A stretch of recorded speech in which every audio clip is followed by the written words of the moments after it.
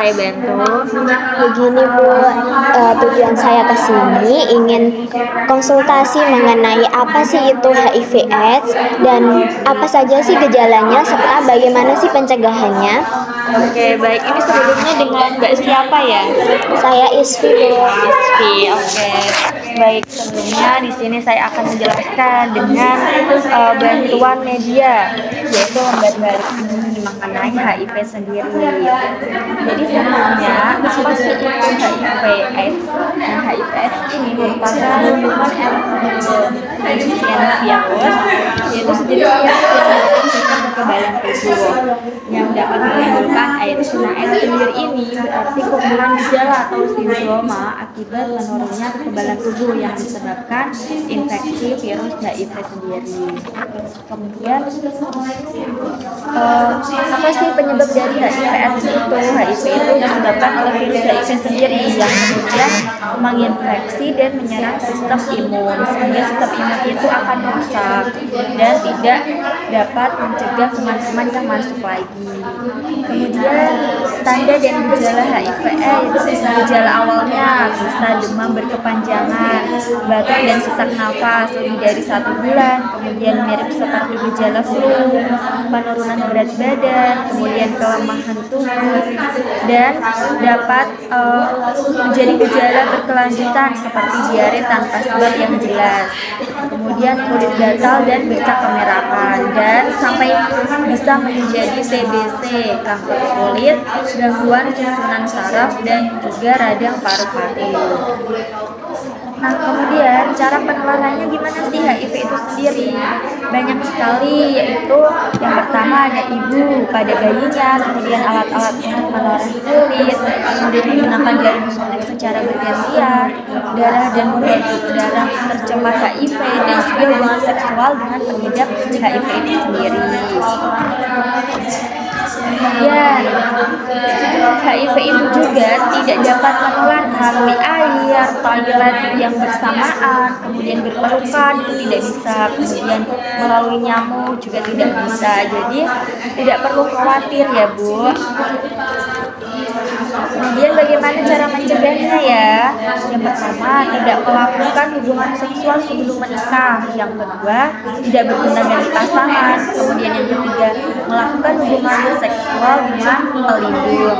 Kemudian hindari pemakaian alat tidak steril dan juga jangan memakai jarum suntik secara bergantian dengan orang lain.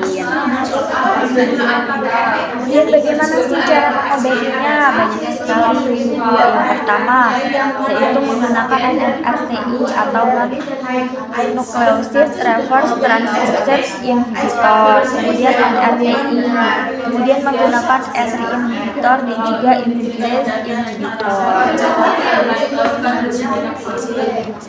Nah, bagaimana cara pencegahan dan penanggulangan HIV/AIDS di lingkungan sekolah atau kampus? Yang pertama, jangan gunakan jarum bergantian, misalnya ada praktik. Nah, itu lebih baik digunakan sekali pakai saja. Kemudian ada perhatikan luka yang terbuka, lakukan vaksin, kemudian hindari atau jauhi seks bebas. Nah, itu beberapa materi yang bisa saya sampaikan Bu mengenai HIV/AIDS. Nanti Ibu bisa melihat di berita-berita juga yang mengenai HIV/AIDS. Jadi itu Bu, apakah ada yang bisa saya bantu lagi? Sudah cukup Bu, terima kasih ya. Selamat pagi Bu, sebelumnya perkenalkan saya Bidan Abel yang bertugas di klinik ini. Apakah ada yang bisa saya bantu? Begini Bu, kedatangan saya di sini ingin konsultasi mengenai seberapa pentingnya sih zat besi atau Fe bagi wanita, khususnya ibu hamil. Oke, baik, sebelumnya dengan Mbak siapa? Isfi. Mbak Isfi. Oke, di sini saya akan memberikan sedikit pengetahuan tentang Fe ya. Pengertian Fe sendiri merupakan suatu komponen dari berbagai enzim yang mempengaruhi seluruh reaksi kimia yang penting di dalam tubuh. Nah, besi juga merupakan komponen dari hemoglobin yang memungkinkan sel darah merah membawa oksigen dan mengantarkannya ke jaringan tubuh. Jadi sangat penting sekali ya. Kemudian apa sih kegunaan dari FE sendiri atau zat besi ini? Dan untuk sekali kegunaannya, salah satunya sebagai media transportasi bagi oksigen dari paru-paru ke berbagai jaringan tubuh, serta juga akan berfungsi sebagai katalis dalam proses perpindahan energi di dalam sel. Kemudian ini contoh tablet yang mengandung Fe ya Mbak, contoh obat-obatnya.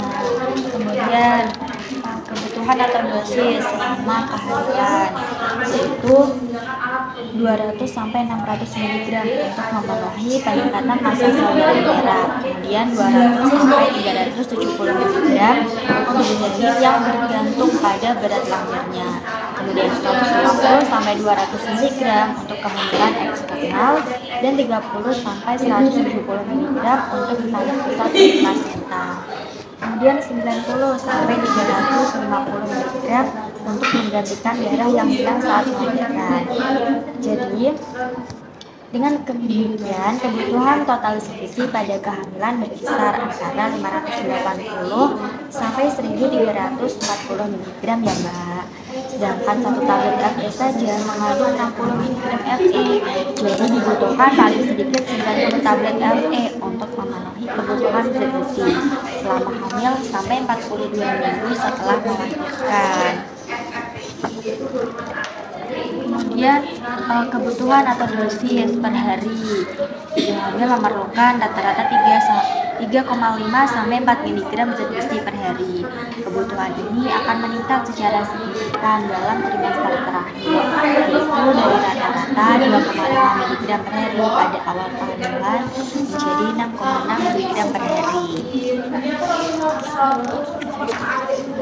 Kemudian waktu minum tablet Fe yang tepat yaitu dapat dilakukan pada saat sebelum tidur malam, karena pemberian zat besi harus dibagi serta dilakukan dengan interval sedikitnya 6 sampai 8 jam. Dan kemudian interval ini ditingkatkan hingga 12 atau 24 jam jika timbul efek samping. Nah, ini diminum dengan air putih atau air jeruk yang mengandung vitamin C untuk mempermudah penyerapan. Kemudian cara meminum tablet Fe. Pengobatan ini diminum 3 kali sehari di antara makan. Jadi pada waktu perut kosong, bukan saat setelah makan, yang dapat menghambat penyerapan Fe. Kemudian ada cara penyimpanannya. Cara penyimpanan obatnya yaitu disimpan di tempat yang kering dan tidak terkena sinar matahari langsung atau dekat dengan sumber panas. Dan setelah dibungkus, dibuka, ditutup kembali. Kemudian efek samping yang dapat terjadi pada tablet Fe apa saja sih? Yang pertama ada mual dan muntah, kemudian konstipasi, diare, tinja berwarna hitam kecoklatan.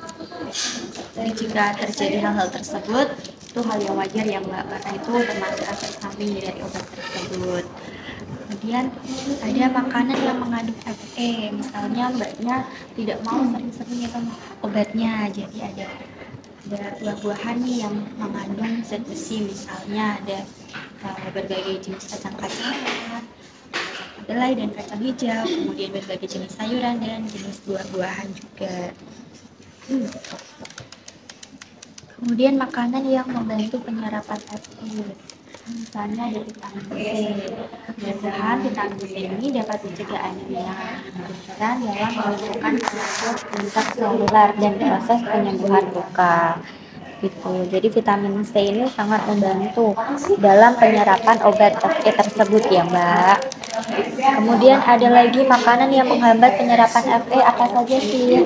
Yang pertama ada kopi, teh, garam kalsium, magnesium, dan fitat yang mengikat Fe sehingga mengurangi jumlah serapan. Jadi disarankan Mbaknya kalau sedang meminum Fe jangan minum kopi ya, karena dapat menghambat penyerapannya.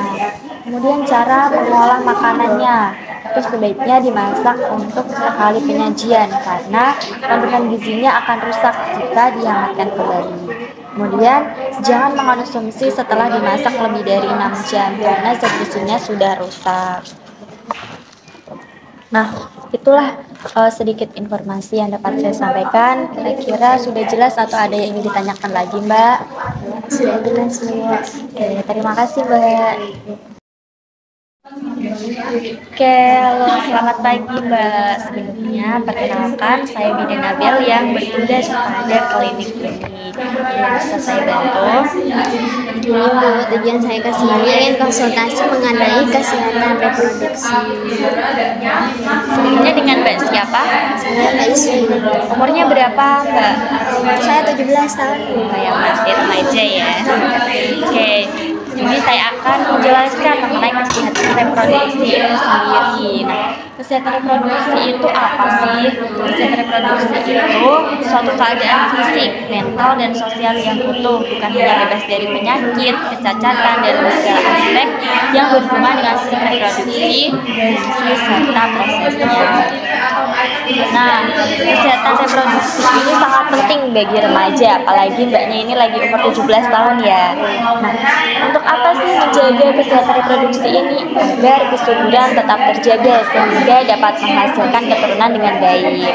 Nah, upaya menjaga kesehatan organ reproduksi wanita antara lain dengan menjaga kesehatan vagina, karena apabila terjadi infeksi akan sulit terjadi kehamilan.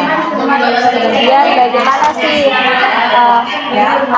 apa saja sih macam-macam penyakit reproduksi yang dapat terjadi apabila nantinya Mbak tidak menjaga kesehatan? Yang pertama, gonorrhea atau kencing nanah. Penyakit ini disebabkan oleh bakteri Neisseria gonorrhea dan ditularkan melalui hubungan seksual.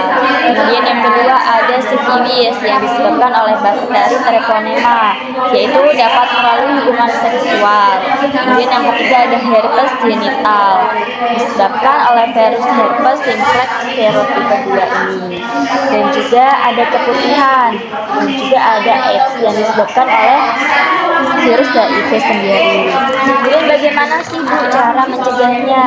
Nah, banyak sekali nih cara pencegahannya. Yang pertama, pakaian dalam dan celana dalam diganti minimal 2 kali sehari.